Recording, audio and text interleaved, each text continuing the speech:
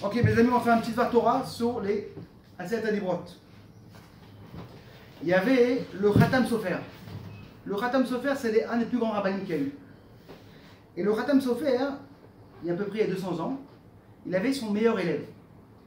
Et son meilleur élève, il vient le voir, il fait Khatam Sofer, je veux recevoir une nouvelle communauté. Et je devrais dire chaque Shabbat un Dvar Torah. Est-ce que ça te dérange que je fais un Dvar Torah que j'ai appris chez toi, mais je raconte pas que ça j'ai reçu toi? Là, la classe, tu vois. Quand on a dit, aucun problème. Même si tu racontes pas que ça vient de moi, ça ne dérange pas. Mais une chose, je demande.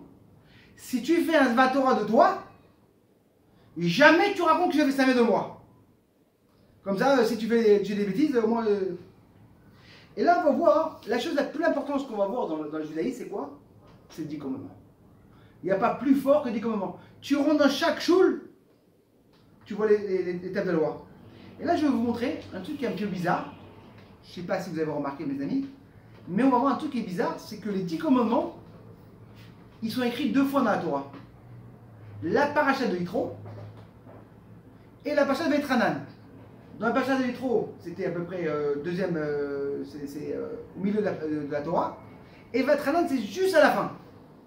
Et je vais vous montrer qu'ils ne se ressemblent pas. Mais les différences sont incroyables. On va commencer.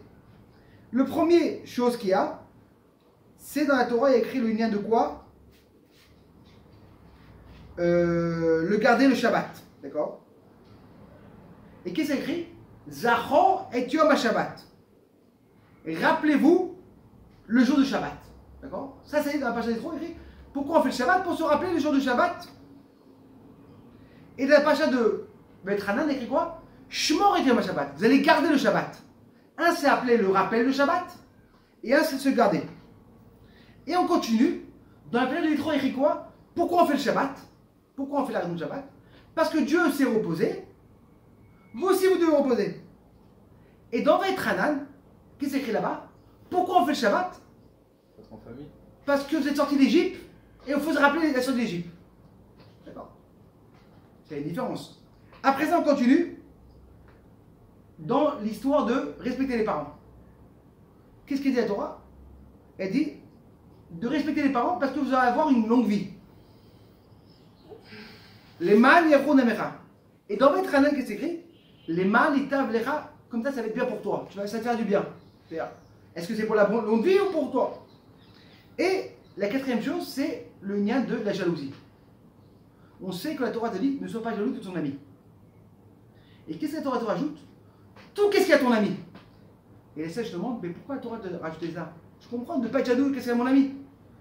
C'est qu'il y avait une fois un exemple, c'est un petit peu un exemple qui est un petit peu très retiré, très long, mais il a un message. Il y avait cette personne avec une vieille voiture, roulée avec sa vieille voiture. C'était en été, son Mazda ne marchait pas à sa vieille voiture. Et au feu rouge, il y a quelqu'un avec une grosse voiture, belle Mercedes, qui s'arrête. Il lui dit, ouvre ta fenêtre. Et lui, il ouvre sa fenêtre. Et tout d'un coup, il reçoit un flash de Mazda, air conditionné. Pour lui, c'est le rêve. Il lui dit, quoi? Ça t'intéresse de changer de voiture? Et le mec, il est comme ça, il dit, bien sûr. Et là, il sort dehors de la voiture et qu'est-ce qu'il voit? Il voit la personne en train de boiter. Très très dur pour lui de marcher. Et là, il a compris qu'en vérité, des fois, tu es jaloux de quelqu'un d'autre. Mais la Torah dit, si tu es jaloux de quelqu'un d'autre, regarde toute l'histoire. À le col de la vie. Et la Torah te dit pourquoi de ne pas être jaloux de ton ami. Et dans Vetranan, la Torah rajoute encore un plus de truc. Pas seulement de faire une action quand tu es jaloux. D'accord? Tu vas tout faire pour énerver ton ami parce que tu es jaloux de lui. Même de réfléchir dans ta tête, être jaloux de ton ami, c'est pas bien. Et le sage demande, comment ça se fait qu'il y a une tellement grande différence? Et là, en vérité, on va un petit peu expliquer l'histoire et vous allez voir un truc incroyable. Une des raisons pourquoi on mange du fromage à Shavuot, la raison simple, c'est parce qu'ils n'ont pas eu le temps d'apprendre la Torah. On dit, on ne sait pas comment manger la viande, shrita. Le fromage, c'est plus facile. Pendant quelques jours, on mangeait fromage qu'à Shabbat, jusqu'à recevoir la Torah. Mais une raison encore incroyable, je viens d'écouter aujourd'hui, c'est que tout Shavuot, on parle de qui? Moshe Rabbeinu, sur la Torah.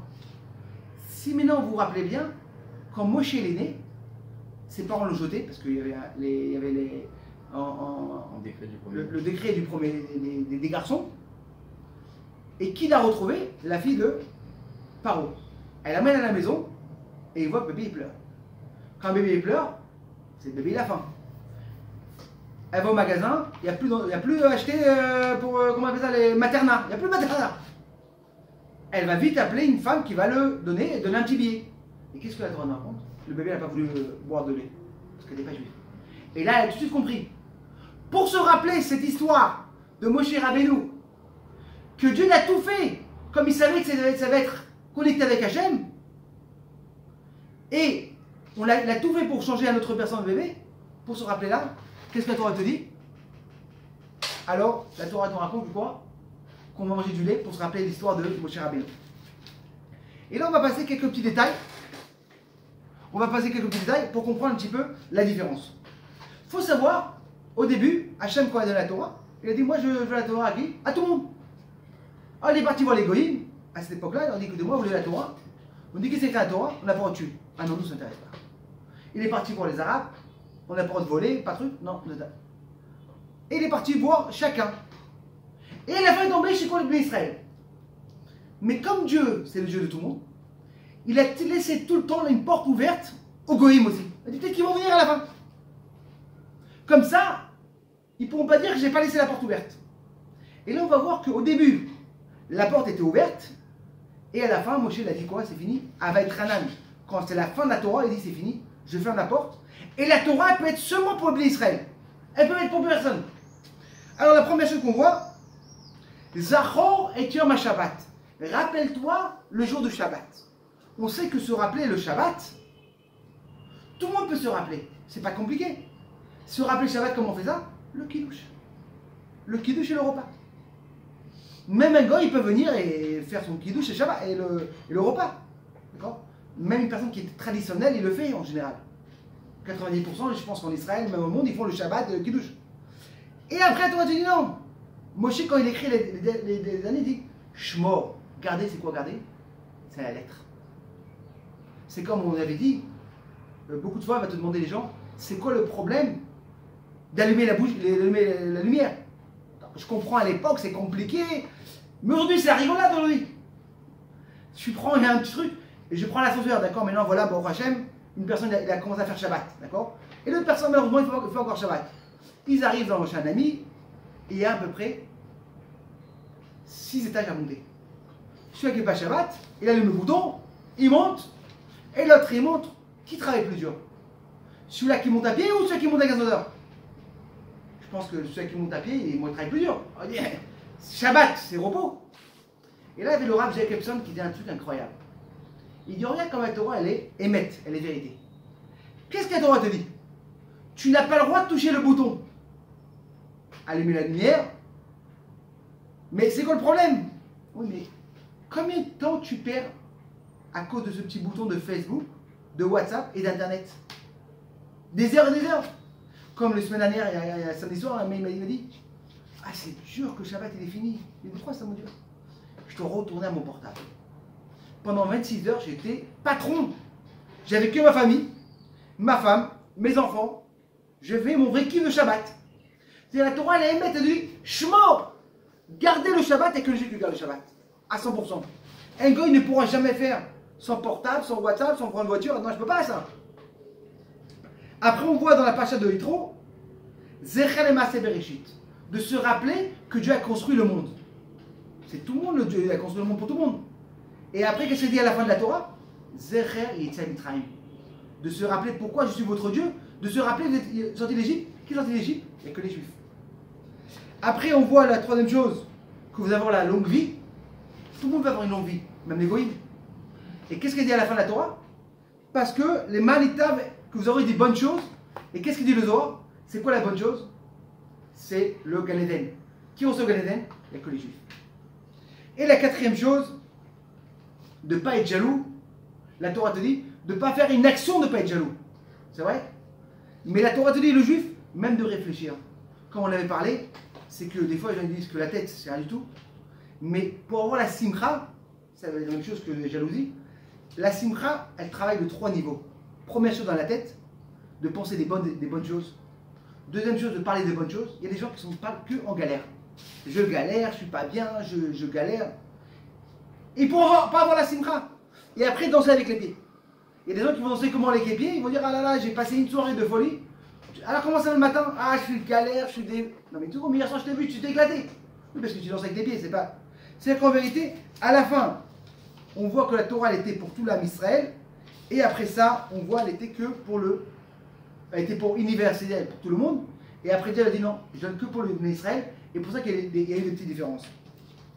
Et là, en vérité, on va voir la force de la Torah, comment le juif, pas seulement reçu la Torah, il a une force de changer les choses dans le monde. De prendre un parchemin et de transformer en Gdusha. Et que Bezrat Hashem, qu'on aura toujours cette force-là, de savoir qu'un juif, il a une force incroyable. D'où elle vient cette force-là? C'est Dieu qui nous le donne. Et qu'est-ce qu'il y avait au début? Il y avait une séparation entre le ciel d'en haut et le ciel d'en bas.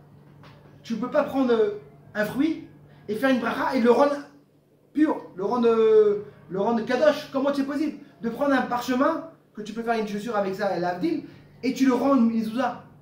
Dieu lui a donné une force, et quand il a donné cette force-là, maintenant, à Shavuot, il a séparé, avant ça il y avait une séparation. C'est comme qu'on raconte. Avant ça, tout est mélangé. Maintenant, tout est mélangé, c'est qu'on a la force d'emmener le spirituel en bas. Quand Dieu est parti prendre la Torah en haut, tu sais qui il a arrêté? C'est les anges. Vous dites, qu'est-ce qu'il fait là? Une personne qui est venue entre nous prendre la Torah. Il y a écrit la Torah Bar Metzra, c'est que si tu as un terrain, et tu as un terrain qui est proche à quelqu'un d'autre, d'abord, il faut que tu proposes à la personne qui est à côté. Parce que lui, ça intéresse d'avoir un grand terrain. Mais nous, on est plus à côté avec la Torah. Dieu a dit, réponds-le. Est-ce que vous avez Yetzara? Non. Alors qu'est-ce qu'il y a écrit dans la Torah Yetzara? Que Bezrat Hashem, de savoir quand une personne il sent que c'est dur, c'est sa mission. Et quand une personne il fait sa mission dans la vie, il a la simcha. Quand une personne il fait pas sa mission, tu peux tout avoir. La belle maison, la belle voiture, tout. T'es pas simcha. Combien de gens on connaît? Non, mais pas possible. Arrête, pourquoi t'es... Ouais, mais je suis pas joyeux. Mais pas possible. T'as la plus belle maison, la plus belle voiture, tu es marié, les enfants. Pourquoi? Parce que quand tu fais pas ta mission dans le monde, t'as pas la simcha. Que Bezrat Hashem, on va savoir qu'on faire la mission et on n'aura que des bonnes nouvelles.